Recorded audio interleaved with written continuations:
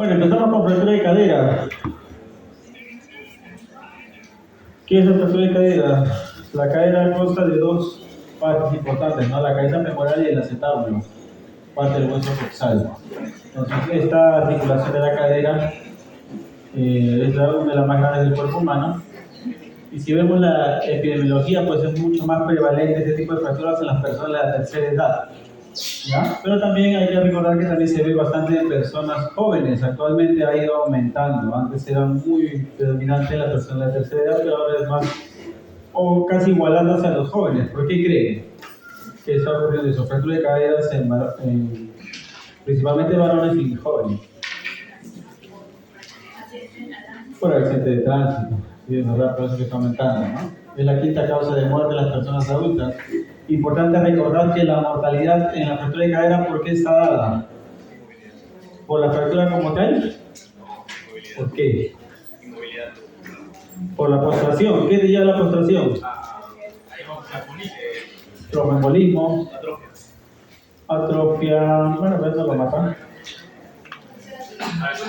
Úlcera de presión, vasosepsis, chao, neumonía aspirativa, ictus, todo eso va a deteriorar al paciente.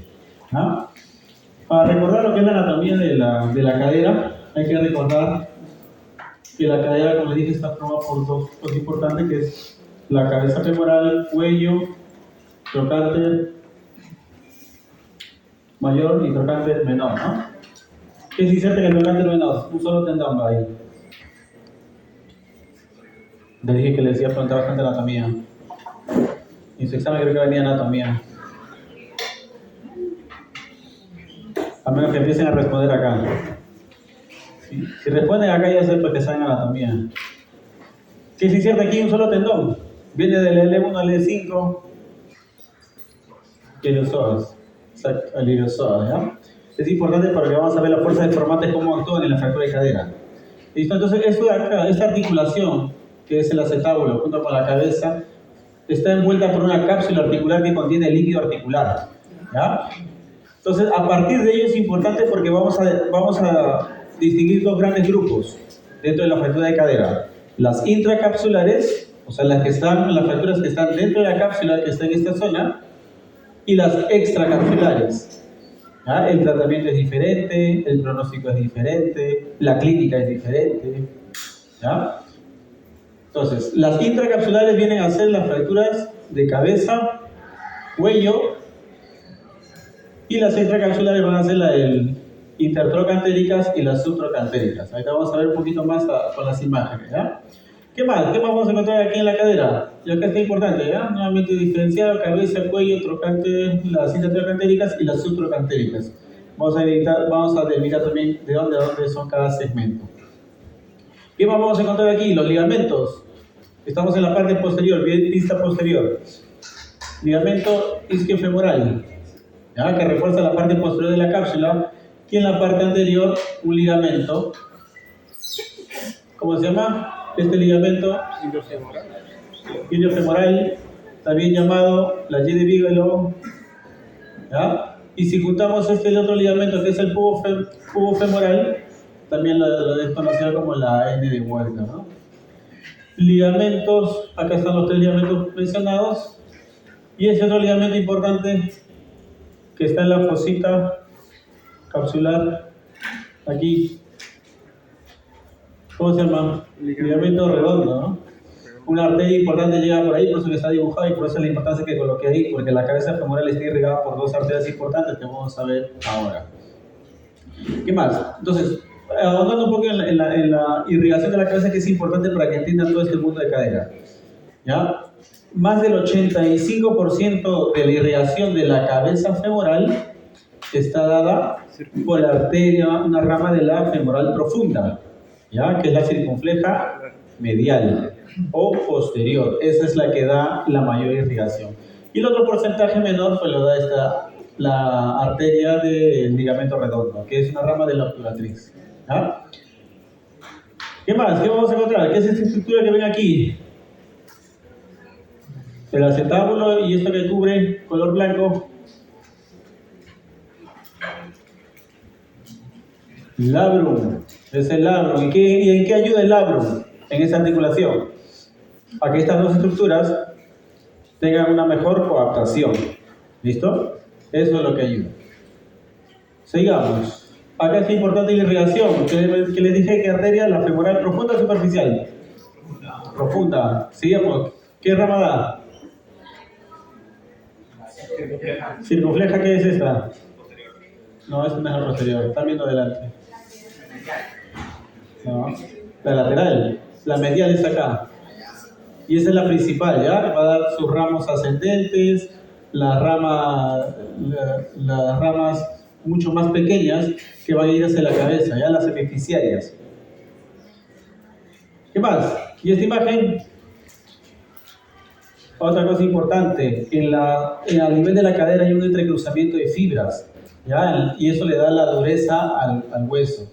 Esto que ven aquí es el entrecruzamiento de todas las fibras, y esta zona, que es la pared posteromedial, es la zona más fuerte de la cadera.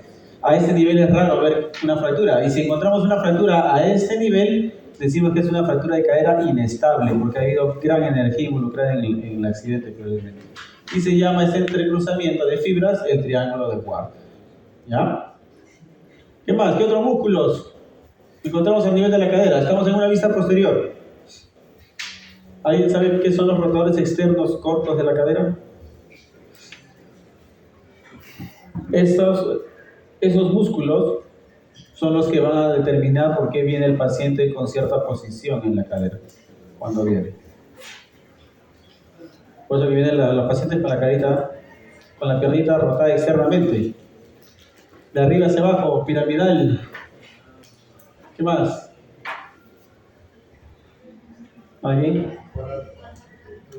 Cuadrado femoral es acá, este de acá. Por ahí justamente entre sus fibras pasa este ramo, la circunfleja posterior o medial. ¿Qué más? ¿Y aquí? Piramidal está acá arriba.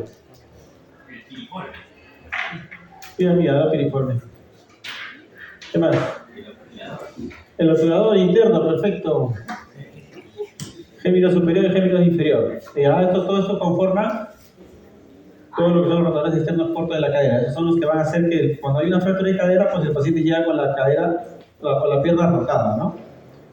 Listo. Los rangos articulares de la cadera, para ver un poco de biomecánica, y se acuerden, la flexión es de 120 a 130, la extensión de 10 a 15, hablamos de la extensión, esta posición, la aducción de 20 a 30, abducción de 30 a 45, algunos creo que pueden llegar a más, pero lo normal es las rotaciones externas de 40 a 50. ¿Ya? Las rotaciones, acuérdense que lo valoramos más en niños, porque hay patologías como la anteversión femoral que los niños pueden llegar hasta 90 de rotación. ¿Ya? ¿Qué más? Cuando hay una fractura, ¿cómo llega el paciente? Con bastante dolor. Y acá he remarcado, las extracapsulares son las que duelen mucho más. ¿Por qué creen? Recuérdense la imagen, las intracapsulares son estas y las extracapsulares son estas. ¿Por qué creen que duele más? Vienen con mucho dolor, vienen usualmente en una ambulancia. Vayan en una ambulancia, en una camilla, en una puerta cargado por los familiares. ¿Qué diferente tienen las extracapsulares y las intracapsulares? Afuera, ¿qué hay? Hay mucho más músculo, ¿verdad? Eso genera gran deformidad. Tracciona los fragmentos de la fractura y eso genera mucho dolor. Las intracapsulares no hay inserciones musculares, entonces no hay mucho dolor. Otra cosa importante que van a encontrar clínicamente, van a encontrar equimosis. Pero esa equimosis en las intracapsulares, acá está, en las intracapsulares no hay, ¿ya? Las intracapsulares no tienen, ¿por qué creen? No van a presentar equimosis. Hematoma aquí en la parte inguinal. ¿Qué le dice la lógica? ¿Por qué? Toda la sangre se queda en la cápsula, exacto. Entonces ese paciente no te va a pedir. Entonces una fractura intracapsular que sea de cabeza o cuello te puede llegar hasta caminando, cojeando, te va a llegar con un dolor, pero tolerable que le permite caminar. No tiene mucha deformidad de la cadera, ¿ya? Y el dolor no es tan intenso, ¿no? En cambio, una intracapsular te va a llegar echado, gritando, con su equimosis en la parte inguinal, ¿ya? Es importante, por eso les decía, ¿no? Por que son diferentes incluso hasta en la clínica. ¿Qué más? Va a haber acortamiento y la rotación externa. La rotación externa ya saben por qué músculo, ¿no? Ya lo revisamos. Ya saben por qué ocurre esto. ¿Cómo diagnosticamos? Simple, con las radiografías. Las anteroposteriores, las axiales, la secuencia de Judet son incidencias especiales, ¿ya? Que ayudan a distinguir. A veces no tenemos tomografía, pero con estas dos incidencias, que es la LAR y la obturatriz, nos ayudan a ver mucho mejor. Si tenemos una tomografía, pues a buena hora usamos la tomografía. ¿Y por qué crees que he colocado aquí una resonancia magnética? ¿En qué me sirve una resonancia en la cadera? Tiene que ver un poco con la vascularidad que les acabo de explicar. Las fracturas intracapsulares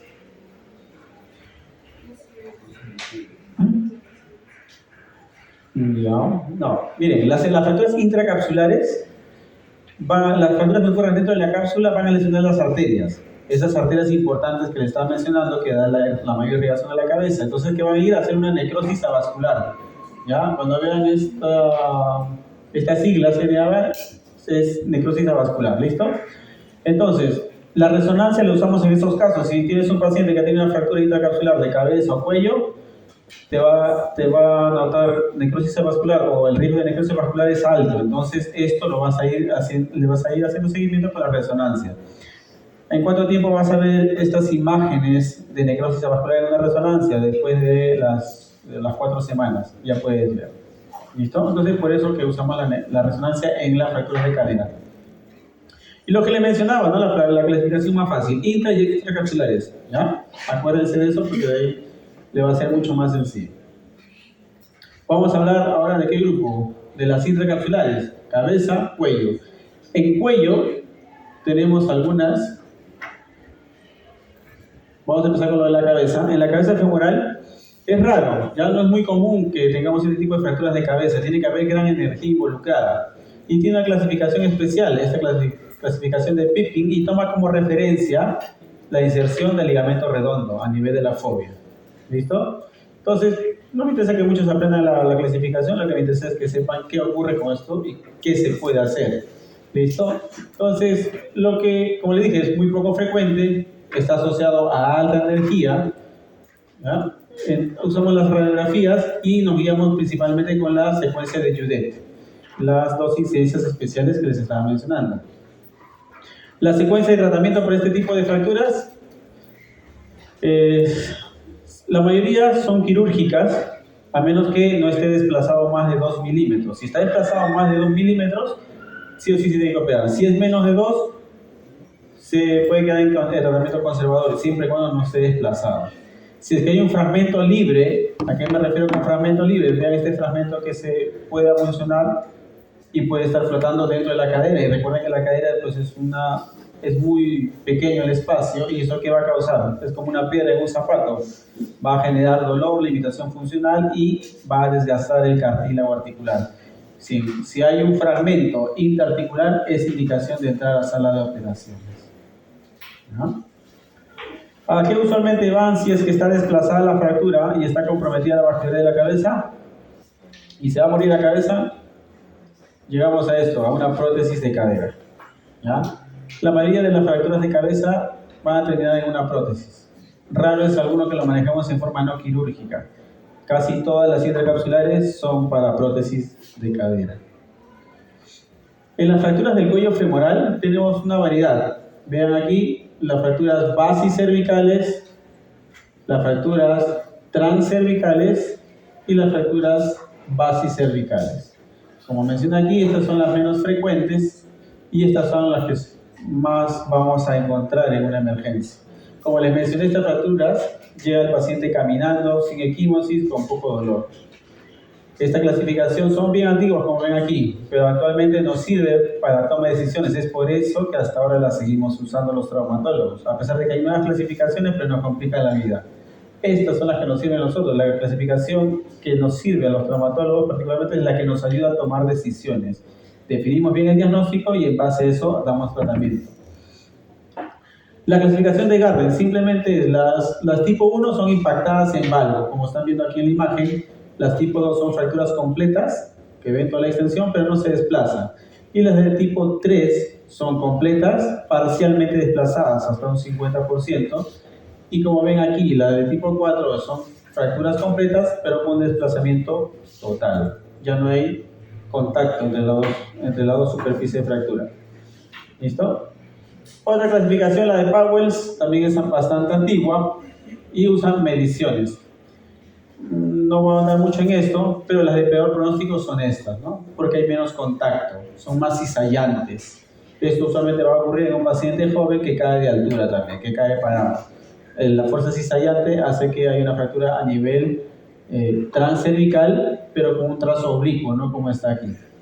Es también bastante común ver esto en jóvenes. Si el pronóstico es malo, entonces ¿qué se hace? Se opera de emergencia. Tenemos 48, 72 horas para operar y así disminuir el riesgo de que un paciente joven llegue a una prótesis. ¿Por qué no se opta en un paciente joven colocarle directamente una prótesis? ¿Por qué creen? Si es el tratamiento ideal para la fractura intracapsular de las prótesis. Es el invento del milenio. ¿Por qué creen? Hablamos de pacientes jóvenes, 30, 40 años. ¿Por qué no someterlo a una cirugía de prótesis directamente? Las prótesis tienen un tiempo de vida útil, no son eternas. ¿Ya? Pueden aflojarse, pueden infectarse. ¿Ya? Entonces, las prótesis tienen un tiempo de vida media más o menos 10 años. Hay prótesis reportadas de 25, 30 años. Pero así, porque son raras, es que son reportadas, pero el tiempo de vida media son 10 años. Entonces, si a un paciente de 40 años le pones una prótesis y la vida media, pues en el Perú, ¿cuánto está? 70 más o menos ya, ¿no? Ahora vivimos más. Entonces, esos pacientes lo vas a condenar a que a los 50 años se tenga que hacer una revisión de prótesis. Y las revisiones de prótesis en el Perú estamos en pañales. No hay prótesis de revisión, son muy costosas. Una prótesis de revisión debe estar valiendo aproximadamente 40.000 soles. Y a ver, consigue el cirujano que haga una revisión de prótesis, con todo el riesgo que lleva sacar una prótesis antigua y colocar una nueva prótesis. Entonces, esas cirugías no son comunes. Entonces, lo último que quiere es ponerle una prótesis a un paciente joven. ¿Ah? Listo, vamos. La secuencia del algoritmo para ver fracturas de cuello femoral, si están impactadas en valgo, como vemos que son las Garden 1, se pueden estabilizar con tornillos canulados. Ahorita les voy a mostrar una imagen de qué son tornillos canulados. Son tornillitos que unen en este tipo, entran tornillos por esta zona, en número de 3, en forma de triángulo invertido y fijan la fractura, ¿no? Y evitan de que siga colapsando la fractura. Si están desplazadas y son mayores de 50 años, directo a prótesis. Si son ancianos, con una actividad mínima, igual. Lo mando a prótesis. ¿Por qué creen? Le mencionamos hace un rato.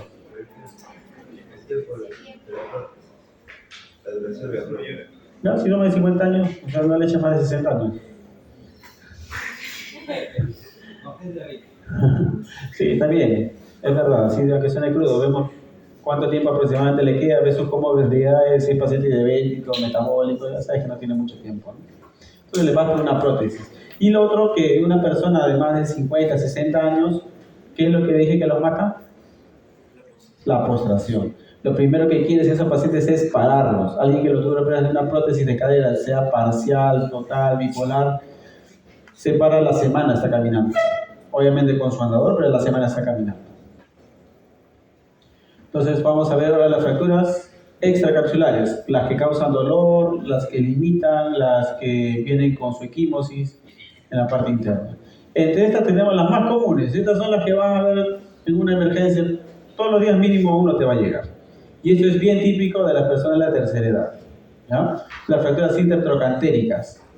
Hay múltiples clasificaciones, estas las estoy poniendo referencial, ¿ya? Netamente. Como ven acá, la más prevalente, no necesita mucha energía, caídas a nivel pueden causar este tipo de fracturas. ¿Dónde cree que cae el paciente, se resbala el abuelito y se golpea? La escalera, ¿qué más? Bajando de la cama, ¿no? Quieren ir al baño a las 3 de la mañana y ahí se caen. Típico, eso me despiertan siempre a las 5 de la mañana. ¿Ya? Cuando cae, el impacto es aquí a nivel del trocánter. ¿Ya? El impacto directo es en esta zona y genera la fractura. ¿Listo? Ahora va a depender de qué tan hueso, tan osteoporótico tenga y la altura que cayó, y va a haber mayor conminución o menor conminución. ¿Ya? ¿Qué más? Estas dicen que tienen menor riesgo de necrosis vascular. ¿Por qué? Exacto, las arterias pasan a nivel de la base del cuello y ya estamos fuera de la base del cuello, no fuera, estamos en la parte extracapsular. Entonces esta tiene mucho menos riesgo de hacer necrosis vascular o casi nada. O sea, quiere decir que estas fracturas sí van a pegar, sí van a consolidar. Si no reciben un tratamiento adecuado, también pueden consolidar en una forma inadecuada, y lo cual también puede seguir llevándolos a una postración al paciente con la consecuente muerte. ¿Qué más? El tratamiento va a depender de la estabilidad. Ahorita me van a escuchar hablar de fracturas de cadera estables e inestables. Las que se operan sí o sí son las inestables, y las estables incluso las podemos manejar en forma conservadora, sin cirugía, con algunos instrumentos como tracciones esqueléticas, cutáneas, que ahorita les voy a mencionar. Esta clasificación es la que más usamos, ya saben, la clasificación A O, hasta la 3-1-A2 son fracturas estables, son trazos simples, con desplazamientos mínimos, ¿ya? Con abulsión aquí del trocánter menor. Recuerden que el trocánter menor ya está cerca del triángulo de Ward. ¿Qué era el triángulo de Ward? El entrecruzamiento de las fibras, ¿no? La zona más fuerte que le dije. Entonces, ya cuando venga así, fracturas ya comprometido el trocánter menor, esa es una fractura inestable, ¿ya? Entonces, hasta acá es considerado como estable. Si hay un trazo inverso como esta, ya es considerado inestable. Listo, la cinta trocantérica. Si no está desplazada, se puede manejar con diferentes aditamentos. Las tracciones cutáneas, esqueléticas, ¿alguna vez alguien ha visto? Son medievales. No van a ver los traumatólogos colocando al paciente en su cama unos clavos atravesando el hueso. Eso es bastante traumático para los pacientes. No sé por qué a mis residentes les gusta escuchar gritar a los abuelitos, pero es bastante traumático. Pero a dejar al paciente con su fractura, con una consolidación viciosa, que ya saben que es consolidación viciosa, es mejor un poquito de dolor y direccionar bien la fractura y hacer un manejo adecuado. Si son fracturas desplazadas, hay múltiples opciones para corregir una fractura. Vamos desde osteosíntesis con DHS. Prefiero mostrarles imágenes porque no me van a entender. Eso es clavos, ¿ya? PFN son clavos. Vamos con imágenes. Esto, por ejemplo, es una paciente que tiene una fractura estable, ¿ya? Una fractura intertrocantérica estable. No tengo fotos de cuando llegó, pero estas son las imágenes dentro de sala de operaciones. Estas son imágenes del arco en C. Un equipo que nos da fluoroscopía para ir viendo cómo colocamos cada tornillo. Claro que nos irradiamos bastante, pero nos permite hacer cirugías mucho más precisas. ¿Ya? Aquí vemos estos tornillos, se llama un tornillo deslizante de cadera, DHS. ¿Por qué se los he colocado? Porque esta es una cirugía MIPO, mínimamente invasiva. ¿Qué quiere decir? Que por este corte de 3 centímetros opere una cadera. Es lo digamos que, lo bonito de este caso. Esta es una radiografía al año más o menos. La fractura estaba en esta zona intertrocantérica. Como ven, di una estabilidad absoluta, hizo una consolidación primaria. Ya saben qué es consolidación primaria, ¿no? ¿Qué no hacen? No hace callo. No hace callo, por eso que ven que está la forma de la cadera normal, ¿ya? Entonces todo este sistema de HS, todos estos tornillos y esta placa entraron por esta pequeña incisión de 3 centímetros. Y aquí ven a la paciente pues ya con un rango articular casi normal, ¿no? Al año. Otro tipo de fracturas extracapsulares son las subtrocantéricas. Estas vienen con bastante dolor. Es importante definir hasta dónde hablamos de subtrocantéricas. Las subtrocantéricas estamos hablando las que afectan el trocánter menor y hasta 5 centímetros por debajo. ¿Ya? Eso te dice la definición de fractura subtrocantérica. Pero ¿qué pasa si eso es una definición americana?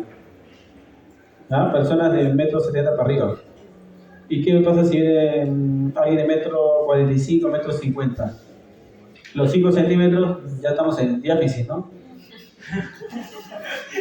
¿Entienden? Entonces, el concepto más universal es que consideramos subtrocantéricas las que están desde el trocánter menor hasta el istmo. ¿Y qué es el istmo? Es la zona donde hay mayor estrechez a nivel del canal medular. ¿Ya? Eso genera eso, ya hasta en un pigmeo ya se sabe dónde es. ¿Ya? Hay diferentes clasificaciones, esta se llama de Seysheimer, esta es la de Finden, esta es la más antigua, ya es más sencilla. La tipo 1, las fracturas que están a nivel de trocánter menor, la de tipo 2 hasta 2.5 centímetros por debajo del trocánter, y la de tipo 3, las que están de 2.5 a 5 centímetros, ¿no? Basándose en esta definición que es a rajatabla, pues ya les expliqué por qué yo no estoy de acuerdo, por ejemplo, con esta definición, pero me toca enseñarles lo que dice el libro, ¿no? Pero universalmente preferimos esto del istmo, tomar el istmo como una referente. Estas fracturas denotan gran energía. ¿Y qué más? Gran desplazamiento. Y son bien difíciles de operar estas fracturas. Toman 3-4 horas de cirugía, que para traumatología son mucho más largas, ¿no? Un traumatólogo nos gusta porque las cirugías son de 1 hora, 2 horas. 3-4 horas ya es mucho estrés para nosotros. Miren, ¿qué inserciones musculares recuerdan que hay ahí? En la parte subtrocantérica, en la parte interna. ¿Cómo se llaman estos músculos aductores en número de 3?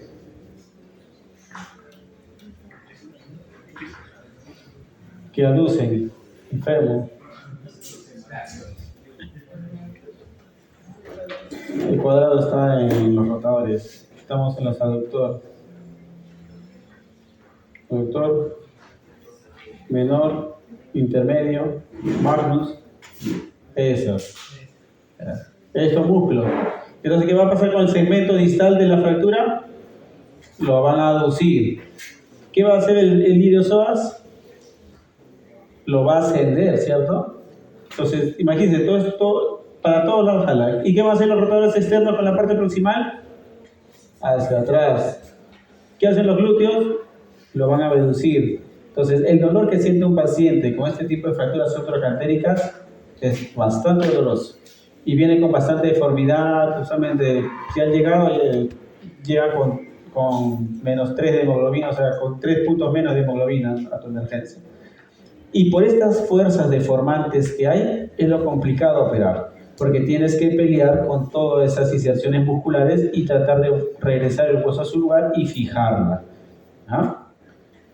Vean, esta es una fractura, miren. Miren lo que hacen las fuerzas deformantes de los músculos. Se llevan hacia proximal.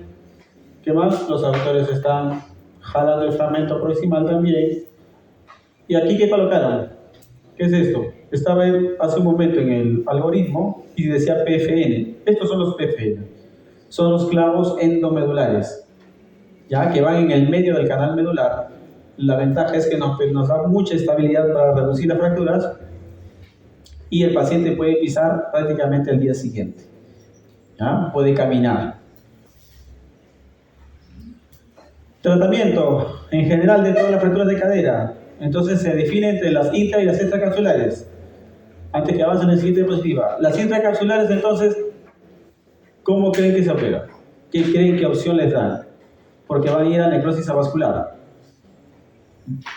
¿Qué opción le dan? ¿Se fija con placas y tornillos o nos vamos a prótesis directo?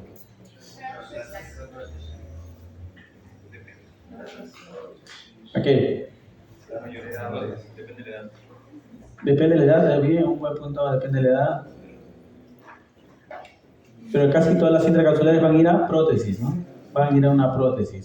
Solo en los pacientes jóvenes intentas colocar esos tornillos, que ahorita les voy a mostrar, que son estas. Esos tornillos, en las Garden tipo 1, que es impactación en valgo, se colocan estos tornillos. Son tornillos canulados de 6.5, entran por la parte lateral del trocánter mayor y se dirigen hacia la cabeza. Fijan la fractura y evitan que la fractura rote. Ahora, esto lo hacemos en un paciente joven dentro de las primeras 48 horas, ¿ya? Porque con cada hora que pasa, el riesgo de necrosis avascular va aumentando y lo condenas a una prótesis tempranamente. Entonces, estos tornillitos son simples de colocar, se colocan lo más rápido posible y puede salvar la cadera de un paciente joven. Entonces, pero ustedes no operan, ¿cierto? A mí me interesa qué van a hacer cuando lleguen a su salón o a su posta. Radiografía sí van a tener. ¿Qué hacen? Les llega un paciente ancianito, O ya, un paciente joven, 40 años, en su moto, se despista y le trae el serenazgo, la población alrededor le trae. Por suerte tienes rayos X en tu posta. Le pides una radiografía de qué incidencia, antero posterior, una lateral o axial. ¿Qué más? La de Judet, no les mostré, ¿no? La de Judet no les mostré que era la de Judet. Ahora les voy a mostrar. ¿Ya? Entonces, eso me interesa, que sepan qué van a hacer, la parte práctica de esto. ¿Ya? Porque la clasificación seguro que no la van a saber, se van a olvidar. Para el examen lo van a estudiar, pero luego se van a olvidar. Entonces, me interesa qué es lo que van a hacer con esa fractura. Ven que es una fractura intracapsular. Es una fractura que afecta el cuello, una base cervical. Paciente joven, 40 años, ¿qué van a hacer? Explican a los familiares, a los vecinos. Porque ellos no van a querer moverlo, van a querer que les des tratamiento ahí. Cuando vayan a su salud, la gente no quiere moverse de ese lugar, ellos quieren que tú les trates ahí, que todo le hagas ahí. Si tú le dices no, te dicen que eres mal médico y van a llamar al vecino. Entonces tú tienes que hacer algo. ¿Qué haces? Paciente joven, fractura intracapsular, sabes que se va a ir a necrosis avascular si no actúas. ¿Qué haces? Lo convences, ¿no? Convences a la población, les hablas, pero como ya has pasado clase de trauma y les explicas qué es necrosis avascular, cuál es el riesgo, que puede quedar con una cojera severa, que limite su actividad, le echas gasolina a la ambulancia y te lo llevas, ¿no? Lo derivas al centro más cercano. ¿Ya? Eso es lo que me interesa, que ustedes sepan qué hacer. Con las fracturas intracapsulares saben que van a ir mal, eso no son para que se queden en su posta, ni se queden en su ciudad o en su pueblo. Esos pacientes tienen que ser referidos rápido. ¿Ya? Esto es el DHS, esto es lo normal, ¿eh? Así se colocan los tornillos que antes les mostré el caso. Esto es lo normal, son placas grandes y son incisiones grandes de 10 centímetros más o menos. Entonces, por eso les mostré ese caso especial. Estas son para las fracturas intra o extracapsulares. Extracapsulares, perfecto. Esto solamente para conocimiento. Son técnicas antiguas, se llaman osteotomías, valguizantes de cadera. Se usan estas mismas plaquitas para hacer que una cadera, darle una segunda vida a esa cadera. Se hacen osteotomías especiales y se colocan estas placas y podemos salvar una caderita. ¿Ya? Solamente para conocimiento general. ¿Y esto qué es? Una prótesis. Una prótesis, ¿no? En la prótesis que hacemos nosotros los traumatólogos, sacamos todo lo que es el cuello, cabeza, que es lo que se va a morir. Reemplazamos por todo un vástago femoral, como ven aquí, y también reemplazamos el acetábulo. Y entre los dos que había una estructura, antes les mostré, se llamaba labrum. Ya, en este caso, acá colocamos un polietileno de entrecruzamiento, que es como un plástico. ¿Ya? Eso es lo que colocan entre las dos superficies de metal. Ahora, de este tipo de prótesis, hay de todo tipo. Hay prótesis totales, como es esta, se llama prótesis totales porque cambiamos acetábulo y toda la cabeza. Esta, ¿qué les parece? Es una prótesis, pero esta es una prótesis parcial. La diferencia de esta total es que en esta solamente se ha cambiado el vástago, la cabeza y el cuello.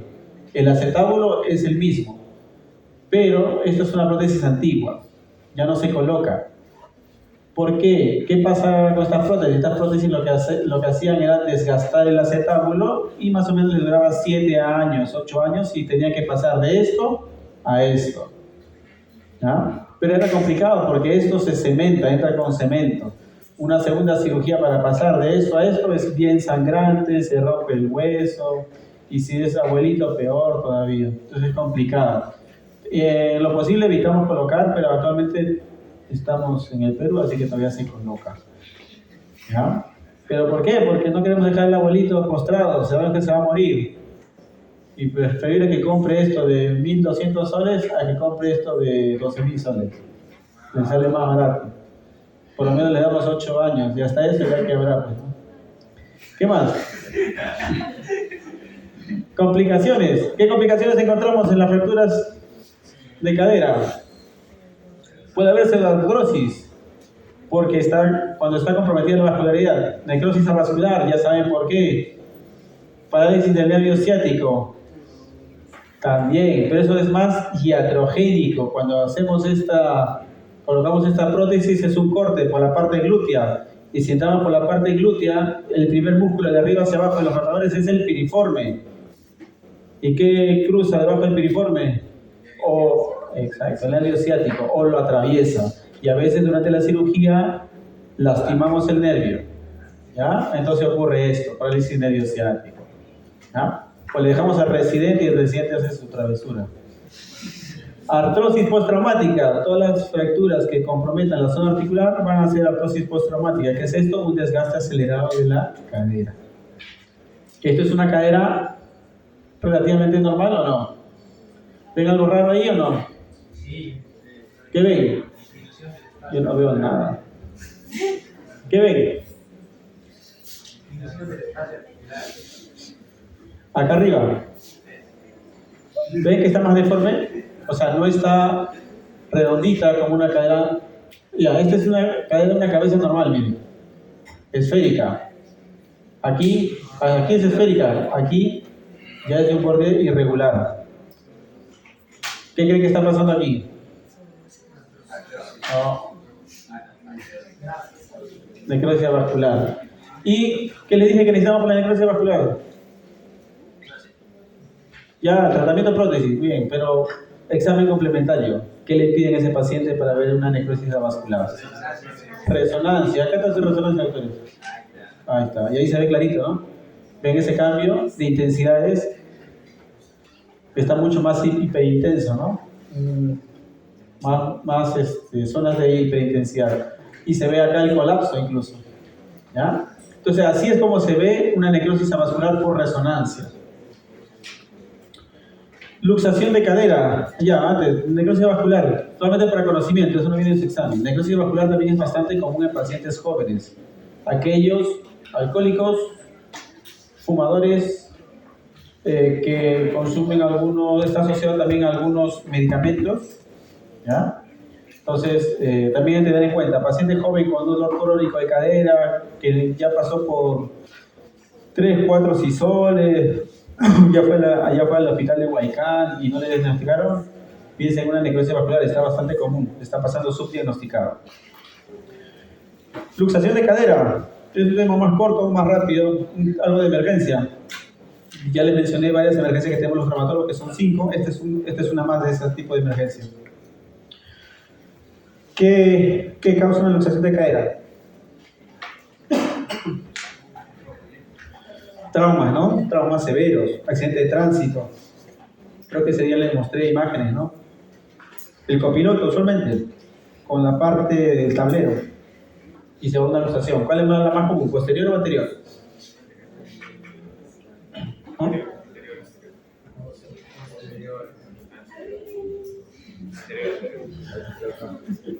Las luxaciones posteriores son de 9 a 1, ¿ya? Si hubiesen leído...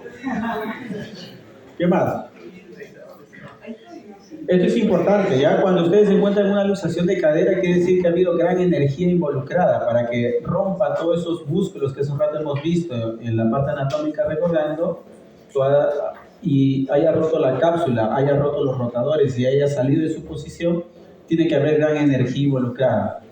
Entonces recuerden que esas siempre vienen acompañadas de otras lesiones. Miren, hasta en un 95% tú encuentras una luxación de cadera y sí o sí, en un 95% de que tiene otra lesión. Ya sea en rodilla, sea a nivel de fémur proximal también, a nivel de pelvis, ¿ya?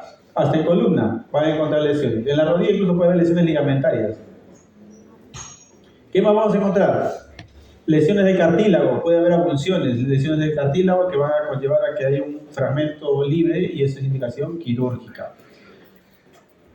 ¿Por qué las luxaciones, si les dije al inicio, el primer día, toda luxación se reduce, ¿cierto? ¿Por qué se reduce? Si no vuelves una articulación a su posición, ¿qué creen que ocurre? Tiene que ver con la vascularidad, con la necrosis avascular y con la artrosis. Les hago otra pregunta para que lleguen ustedes mismos a la conclusión. ¿Cómo se nutre el cartílago? ¿Cómo se alimenta el cartílago articular? De todas las articulaciones. Vasos subcontrales, ¿sí? Las arterias llegan por las zonas metafisiarias y llegan y irrigan, pero es un porcentaje mínimo, 5%. Su mayor nutrición es por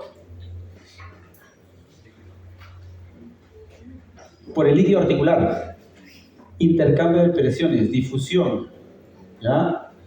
Entonces, si hay una presión adecuada dentro de la cápsula articular, hay un adecuado intercambio, una adecuada perfusión, entonces el cartílago se nutre bien. ¿Qué ocurre en una luxación? ¿Qué es lo que se pierde? Se rompe la cápsula, no hay la misma presión dentro de la cápsula y no hay contacto entre las dos superficies articulares. Entonces la nutrición principal del cartílago se pierde. Si no lo reduces, lo condenas a una artrosis. Y si está con artrosis, más adelante vas a tener una prótesis, ¿no?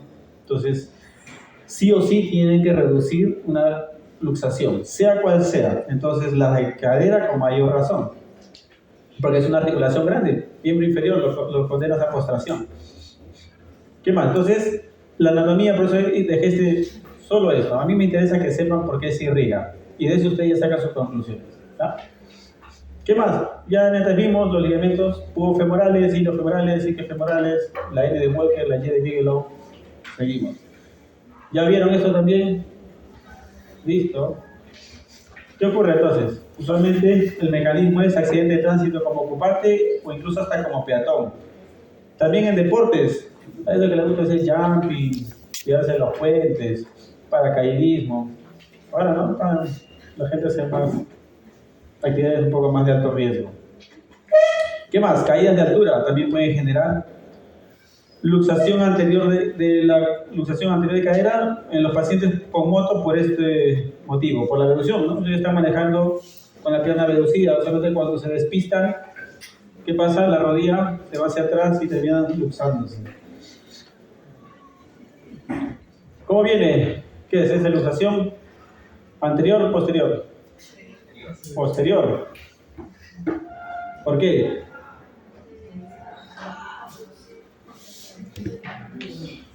¿Cómo se llama esta posición? La albañista sorprendido. Esa. Sí, sí se llama. ¿Ya? Entonces hay una rotación interna, aducción, acortamiento de la extremidad. Eso es lo que van a encontrar. Y aquí está. Eso es escrito por si acaso, ¿no?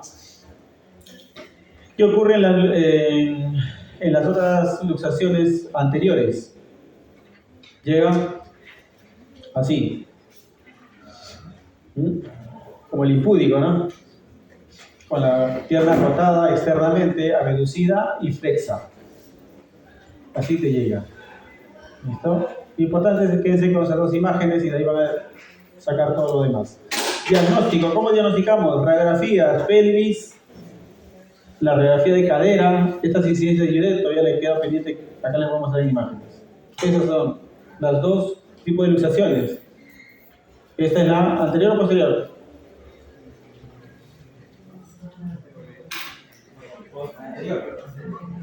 No se ubica, ¿no? Esta posterior. ¿Qué más le pedimos? Tomografía. ¿Por qué creen que pediría una tomografía en una luxación de cadera?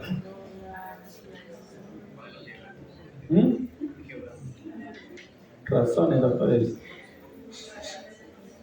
Por lo que dije al inicio, ¿no? ¿Cuánto porcentaje de lesiones asociadas hay? 95%. Entonces, te pide una tomografía para ver si es que un fragmento del pecho acetabular, no se queda interarticular, si el labio no se ha desplazado. O a veces hay fracturas del acetábulo que en una radiografía no se ve. ¿Ya? ¿Qué más? Y la resonancia por necrosis vascular, ¿no? Ya saben por qué, lesión vascular, cartílago se mueve. ¿Qué más? ¿Esto? ¿Está luxado o no está luxado? ¿Esa qué es? ¿Anterior o posterior? ¿Quién da más?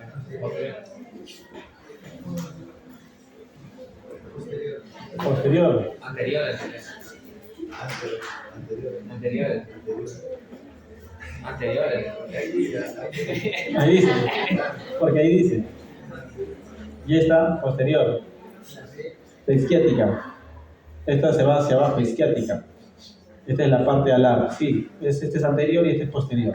¿Ya? Ahora vamos a ver una clasificación para que sea más fácil. La clasificación para la luxación de cadera, simples, anteriores y posteriores. ¿Ya? Las superiores son las, usualmente estamos hablando de las luxaciones anteriores, son las púbicas, se van hacia esta zona. Y la inferior, que luego se llega a meter, como ven en esta imagen, se llama obturatriz o perineal, se va hacia la parte inferior. Hay clasificaciones como la de Thompson, que lo asocia a fracturas de acetábulo. Y aquí, ¿por qué la importancia de la tomografía? ¿Qué de raro ven en esa imagen? Hay una fractura intracapsular. Fractura intracapsular. Ya, sí. Está bien, es una fractura intracapsular. ¿Te llama la atención este fragmento? ¿De dónde será? No sabemos, ¿no? Pero la cuestión que está dentro de la articulación. ¿Y qué le dije que va a hacer este fragmentito, este cuerpo libre? ¿Qué va a dañar? El cartílago. Es como una piedra en el zapato, ¿te acuerdas? Va a doler y va a ir dañando el cartílago articular de la cabeza femoral y la del acetábulo. ¿Ya? Entonces las tomografías tomamos por eso un paciente con una luxación de cadera buscando lesiones que muchas veces no las podemos ver por radiografía. ¿Ya? Y estas son las incidencias de Judet, la alar y la obturatriz. Esta, por ejemplo, es la obturatriz. ¿Por qué? Porque se ve bien el agujero obturador. Por eso se llama obturatriz. Se toma de una manera especial, no lo voy a hacer hincapié en eso. Y así es como vemos. Ahí podemos ver bien el agujero obturador y vemos ahí, podemos ubicar la cabeza, ¿no? Está una luxación anterior, posterior. Posterior. Esta es una incidencia alar, porque se ve toda el ala ilíaca completa, a diferencia de la otra, ¿no? Se ve media oblicua, en esta se ve en toda su extensión el ala ilíaca. ¿Ven? Comparan esta ala con esta, acá no se ve el agujero obturador. Entonces esa es la diferencia. Aquí, ¿está luxado o no está luxado? ¿Sí o no? ¿Sí o no? Sí. ¿Anterior o posterior?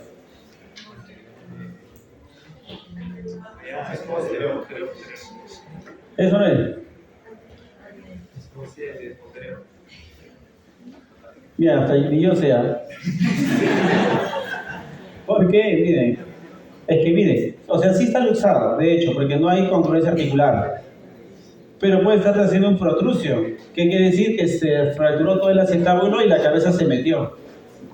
Y es pérdida de congruencia articular, es una luxación. ¿Ya? Es igual a una luxación. Pero también podría ser, como es superposición, podría ser que está posterior también. O anterior. ¿Qué le pide? Toma, paita, me gusta cuando razona, me gusta, sí. Vamos. Esta es la clasificación, solamente para que la conozcan, la de Thompson y esta es la que más usamos nosotros, ¿ya? La de Thompson, y acá les voy a poner las imágenes de Thompson. ¿Ya? Las luxaciones están... La de Thompson va subiendo de nivel o de gravedad según suben sus tipos, hasta el tipo 5, según se agreguen fracturas. Como ven en la A1 no hay fractura adicional más que solo luxación pura. En la tipo 2 hay la ceja acetabular está fracturada pero pequeña.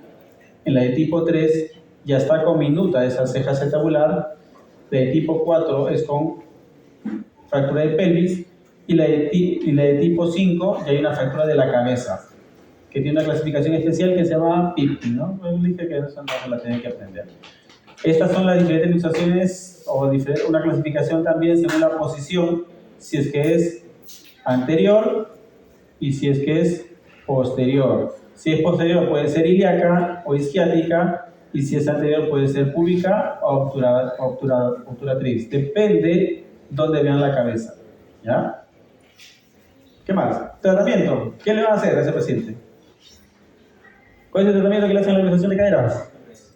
Reducción. Ahí está. ¿Cuántos intentos? El externo, el interno, el R1, R2, R3, todos practican. A ver quién lo reduce. No más de 2 intentos. Ese paciente, ¿cómo va a llegar? Con dolor. Si está con dolor, retrae toda la parte muscular. Estos pacientes usualmente es bien difícil reducir, porque recuerden que son músculos grandes, potentes.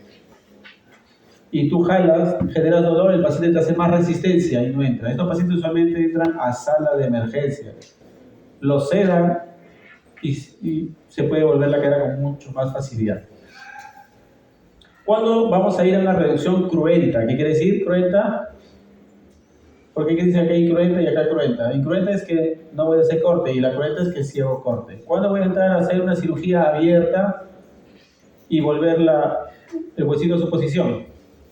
Cuando hago mis 2 intentos y no vuelve. Lo meto a sala, a consideración, no vuelve, voy a tener que hacer un corte y abrir. Cuando hay una fractura asociada, ¿de qué tipo de fractura? De acetábulo, de cabeza. Entonces ya entro a reducir y a la vez fijo esa fractura también. Si es que hay un cuerpo libre, como la tomografía que les mostré, también es una indicación de ingresar a sala de operaciones y hacer una reducción abierta. Cuando hay lesiones del nervio ciático, también. ¿Para qué? ¿Para repararlo? No, exploro. Si hay una lesión del nervio ciático, sospecho que está bastante asociada a las luxaciones, entro para reducir la fractura y hacer una neurolisis. Quiere decir, busco el nervio, lo exploro a ver si realmente se ha seccionado o no. Acá hay maniobras que se pueden hacer, ¿ya? Para reducir. Alice, Stinson, Bigelow. Estas las han visto en la de hombro también. La maniobra de Baltimore. Y acá está. La de Stinson, usamos la gravedad paciente, alguien fija la pelvis y otro operador tracciona hacia el caudal o hacia los pies y la cadera puede volver a su lugar. ¿Ya? Eso es en sala. Esta es la maniobra de Alice, alguien fija la pelvis como ven aquí, el segundo operador hace tracción y luego hace aducción y rotación interna. Y posteriormente hace una tracción en el eje mismo de la pelvis. Y a veces vuela, a veces no vuela.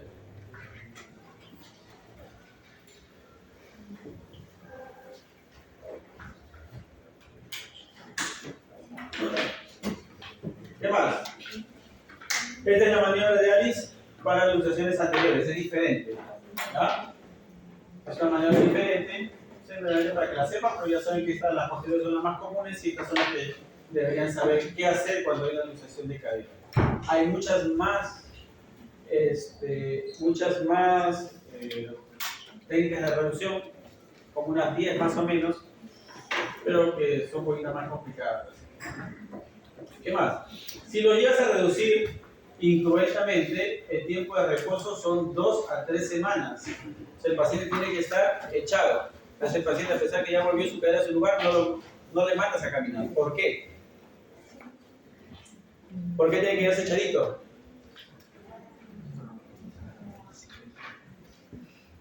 ¿Por qué creen? ¿Se puede volver a luxar? Sí, para que se haya luxado va a tener que romper el músculo cápsula. Está inestable esa articulación. Entonces lo dejan echado para que haga fibrosis, cicatrice por dentro y sea menos probable una nueva luxación. 3 semanas lo dejan echadito en su cama, mirando Netflix. ¿Qué más? Complicaciones. Si es una cadera, sabemos que está asociada a lesión vascular, necrosis vascular, artrosis postraumática, lesiones neurológicas del nervio ciático hasta un 10% y es usualmente en las anteriores. Osificación heterotópica, ¿qué es? Igual me escuchaban, ¿no? Gracias. Osificación heterotópica, ¿a qué le suena? Que hay hueso en otro lugar, ¿no? Cuando la cápsula se rompe, todo el líquido que sale de esa zona tiene algunos factores de crecimiento y por donde fue la luxación a veces se hace osificación heterotópica que forma hueso nuevo. ¿Ya? ¿Qué más? ¿Qué otra complicación hay? Si no me hicieron caso, me escucharon justo esta parte de que dije, déjenlo echado 21 días, 3 semanas. Luxación recidivante, ¿no? Ese va a usar cada rato. Se pone a manejar bicicleta y le llama que está en una emergencia privada. Esta es la otra maniobra de Bigelow, muy similar a la de Alice.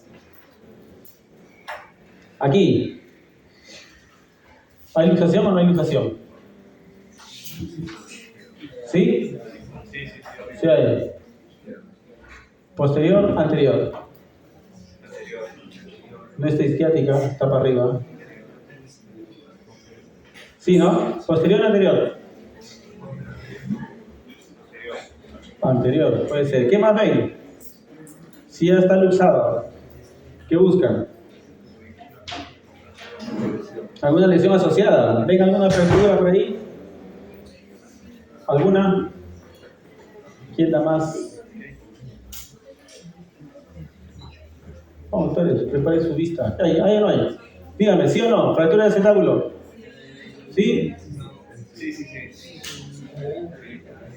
Para cuando ustedes quieren ver y buscar fracturas, tienen que tener un orden para ver, pues si lo ven así nada más, bien difícil, ¿ya? Siempre vean, aliliaca, ¿qué más? Articulación sacroiliaca, ¿ya? Siguen en la aliliaca. ¿Cómo se llama esta línea? Ignominada, eso. Y ven, pero miren acá, viene, todo. Y al otro lado, aquí se corta, ¿no? Listo. Entonces acá ya hay una fractura. Puede que no sepa exactamente qué es una fractura de columna posterior de acetábulo, ¿ya? Pero ya con que ustedes sospechen que hay algo más, hicieron bastante. ¿Ya? ¿Qué más sigue? Ese día les enseñé en pelvis. Sínfisis de pubis, las ramas, iliopúbica, isquiopúbica. Le dije todavía que esto se veía bastante en los ancianitos, ¿no? La isquiopúbica. ¿Ya? Entonces ahí sí hay una fractura a nivel de acetábulo. A estas pacientes se le pidió sus radiografías en otras incidencias. Cuando hablé de pelvis, también mencioné estas incidencias con angulaciones de 45 grados que ayudaba a ver ciertas partes específicas. Este es inlet-outlet. Entrada o salida. Inlet. ¿Ya? Y aquí nos acá ven la línea inominada, y acá sí se ve, miren. Aquí está todo íntegra, está la espina, aquí no.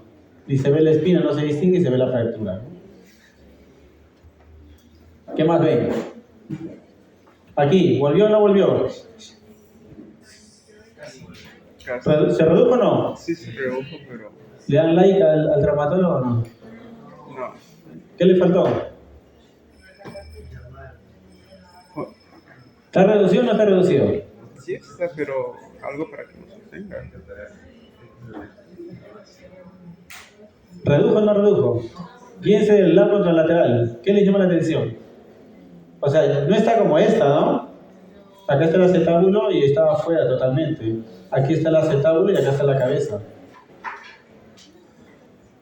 ¿Qué le falta? ¿Hay congruencia articular o no hay congruencia articular? ¿No? Ahí está bien. Parcial. Sería una subluxación. ¿Ya? Pero bien, que se han dado cuenta que, pues, que hay algo diferente, ¿no? Si ven la distancia entre la cabeza y el acetábulo es diferente, miren aquí toda la distancia que hay. Además saben que tienen una fractura. ¿Qué sospechan? ¿Qué sospechan? ¿Qué creen que está pasando? Algo no está dejando que la cabeza vuelva a su posición normal. Tiene una fractura de acetábulo. Si tiene fractura de acetábulo, miren acá, con conminución, una Thompson, con conminución del techo acetabular. Le dije que no se aprendieran, ¿no? Me lo tomaban en serio. El 4, es un 4. ¿Qué más? Ahí se le pidió otras incidencias, ¿eh? La outlet, igual, miren el espacio y aquí miren el espacio. Igual, ¿no? Hay algo raro ahí. Acá veo el techo de acetábulo, también está fracturado. Aquí logro ver una fractura en la parte posterior. Le piden su tomografía. Nunca estuvo reducida. Parecía que estaba reducida. Estaba todo posterior. Todos estos fragmentos no dejan que la cabeza entre. ¿Qué le van a hacer a ese paciente? Cirugía, ¿no? Reducción cruenta y cruenta. Cruenta, vamos a hacer cortecito. Y ahí vemos mucho más claro, ¿no? La cabeza está posterior. Estamos viendo una toma posterior, acá está el sacro, por atrás. Y aquí vemos mucho más claro, miren, todo ese fragmento no deja que la cabeza entre a su posición. Entonces este va a una reducción cruenta. Pero este paciente tuvo una mala suerte, porque como fue accidente de tránsito que le dije, tiene que pedir más radiografías al examen clínico donde sospechan que hay alguna otra lesión, ¿no? Si viene con una luxación, fractura de acetábulo, fractura de pelvis, pues hay gran energía involucrada, ¿no? ¿Y qué tiene acá? Bueno, todavía no hemos llegado a esa parte. Una fractura de platillo tibial o de tibia proximal. Su tomografía, viene todo lo que está, ¿no? Todo fracturado intraarticular completa. Lo clasificaron, pero tenía más. Se sacó el paquete completo. Fractura de húmero proximal. ¿Qué creen que va a pasar aquí? Eso sí, ya lo hemos visto la semana pasada. Muy similar a la cadera. Afectó la cabeza. Necrosis vascular. Va a ir a artrosis. Esta paciente tiene que ir a una prótesis. Sí o sí. Y le toman su tomografía igual para ver, ¿no? Es una C2, incluso hasta una C3 la podría considerar. Entonces tuvo una fractura de acetábulo izquierdo con compromiso de la pared posterior, un trazo transverso. Ese es el trazo transverso, pared y columna posterior. Acá le faltó una fractura de platillo tibial como la que vieron, una fractura de húmero proximal. Mecanismo de lesión que dice acá: accidente de tránsito como ocupante, fue vuelta de campana, ¿no? ¿Y qué le hicieron? Reducción cruenta a sala, se ganó su corte grande ahí, todo el... Es un abordaje posterior de Gibson, se llama ese abordaje. ¿Y por qué ya se hace cruento o abierta? Para reparar todo lo demás. Entraron, repararon toda la columna posterior y la pared posterior del acetábulo, y ven como ya aquí hay mejor congruencia, ¿no? Toda esa ferretería se colocó para lograr eso. Como ven, ya hay congruencia en la línea inominada que en las anteriores radiografías se había puesto totalmente desplazada. Y el espacio articular se recuperó. Magia. Y acá, en la tibia proximal, pues se reparó todo lo que vieron. Acá se usa injerto óseo y tiene buen pronóstico esta paciente. Fractura de fémur diaficiario. Vamos a correr un poquito más. Para hablar de fractura de fémur diaficiario, estamos por debajo del trocánter menor, o sea, por donde ya no es subtrocantérica, hasta 9 centímetros por encima de la línea articular. ¿Ya? Es más frecuente en varones, es un hueso que también es duro, bastante resistente, entonces los varones, como nos gusta hacer cosas de peligro, son los que más se fracturan. ¿Ya? Siempre también hay que pensar en fracturas ipsilaterales, y aquí se los he remarcado, porque esto pasa muchas veces subdiagnosticado. ¿Ya? ¿Qué pasa? Si hay una fractura de fémur diaficiario, y ya alguna vez han tocado ese hueso, pues es un hueso bastante grueso. ¿Ya?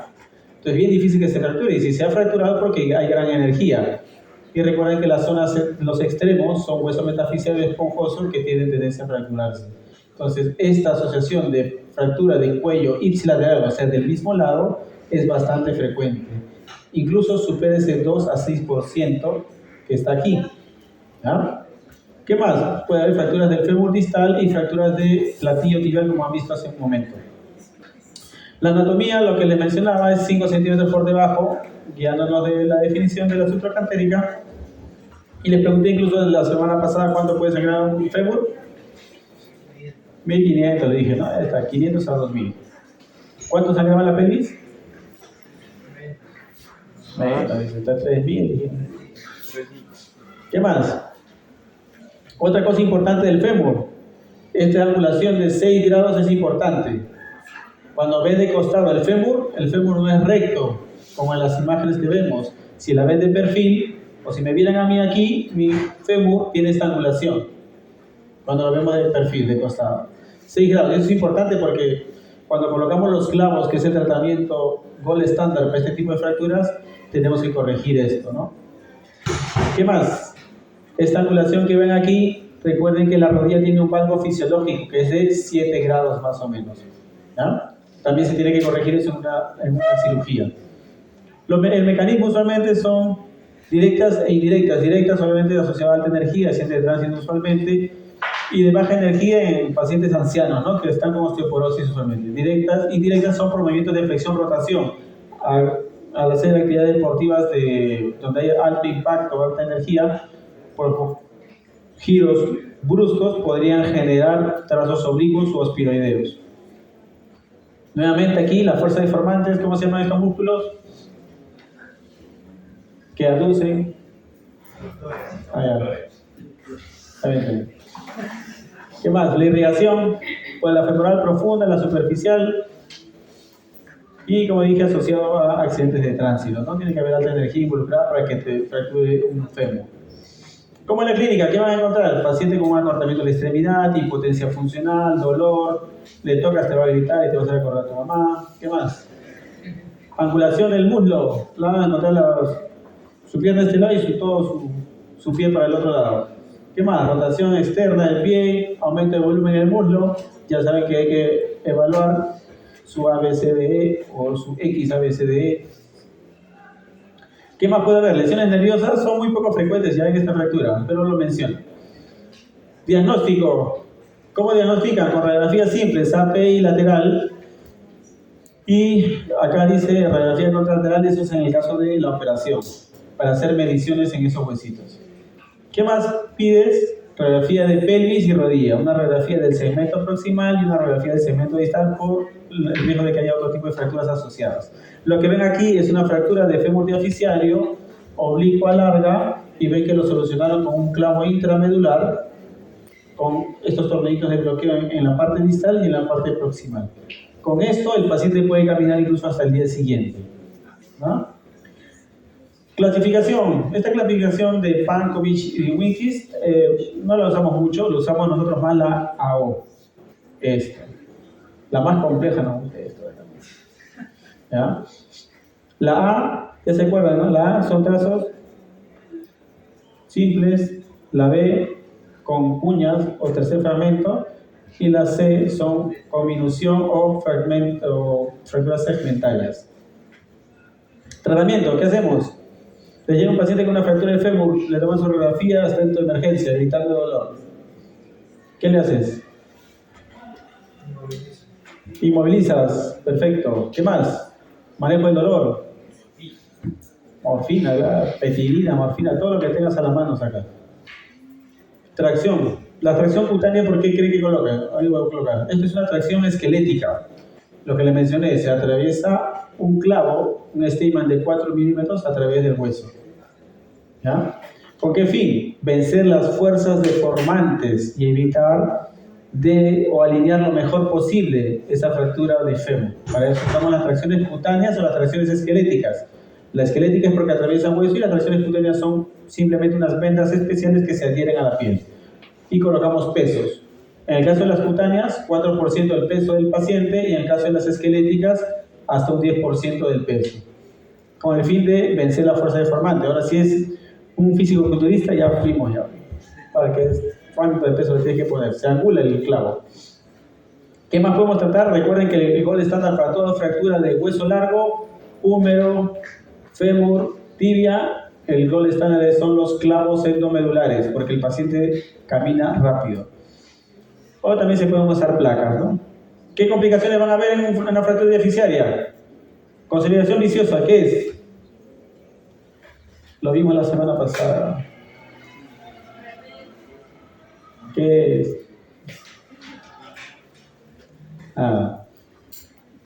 Cuando el hueso consolida no en su forma adecuada, ¿ya? Con angulaciones que sobrepasan lo mínimo aceptable. Entonces, para que me entiendan, pegan mal, pues, no pegan anguladas. ¿Qué más puede haber? Pseudoartrosis, eso sí saben qué es. Pseudoartrosis, también la semana pasada. Creo que van a morir ese examen. Pseudoartrosis es cuando está completamente. Si te preguntaron de la semana pasada. Pseudoartrosis, pues, que cuando el huesito no consolida en el tiempo adecuado y tiene una pseudoarticulación, ¿no? Falso movimiento. ¿Qué más puede haber? Falla del implante, o sea que la placa se puede saclar o el clavo al final también se puede saclar y ha pasado. Esto también se puede usar, esto se llama fijador externo. Usamos cuando la fractura ha sido expuesta, el hueso salió por la piel, entonces no podemos colocar placas ni clavos porque el riesgo de infección es alto. Colocamos esos cierritos por fuera. Aquí ven cómo se coloca un clavo intramedular, similar al anterior, un clavo por dentro. Esta es una fractura.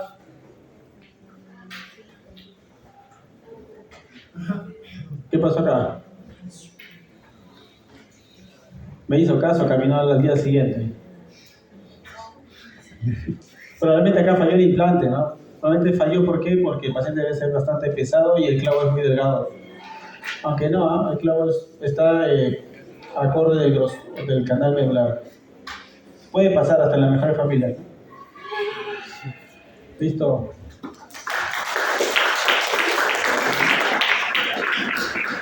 Se van a respirar, pero están durmiendo ahí.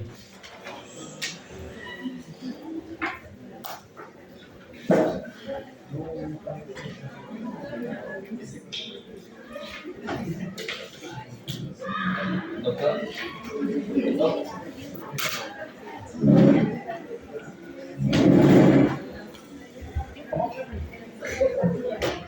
Sí, todas las indicaciones que mencionamos. Lo mínimo. O sea, ya que estaba aquí, yo me interrumpí varias cosas.